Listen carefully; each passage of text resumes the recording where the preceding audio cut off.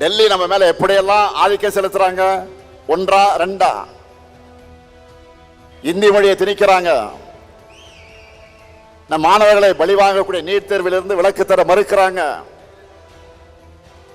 நம்ம பசங்க படிக்கிறதுக்கான கல்வி நிதியை கூட விடுவிக்க மறுக்கிறாங்க. கீழடியின் தொன்மையை மறைக்கிறாங்க. வாக்காளர் பட்டியல் திருத்தம் என்ற பேர்ல நம்மோட வாக்குரிமையை பறிக்கிறாங்க. ஆனால் அன்னாலும் சரி இன்னாலும் சரி என்னாலுமே அடக்கு முறைக்கு இங்கே நோ என்ட்ரி தான். ஆதிக்கத்துக்கு இங்கே நோ என்ட்ரி தான். திணிப்புக்கு இங்கே நோ என்ட்ரி தான். மொத்தத்தில் இங்க பாஜகவுக்கு நோ என்ட்ரி தான்.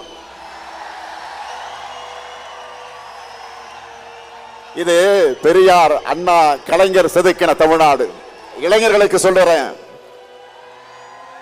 தலைமுறை தலைமுறையா நாம போராடி எத்தனையோ பேர் உயிர்த்தியாகம் செஞ்சு பெற்று தந்த உரிமைகள் எல்லாம் நம் முன்னாடியே பறிபோக அனுமதிக்கலாமா?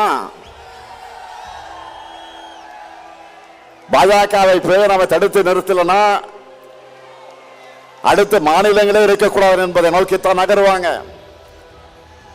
ஏற்கனவே காஷ்மீர்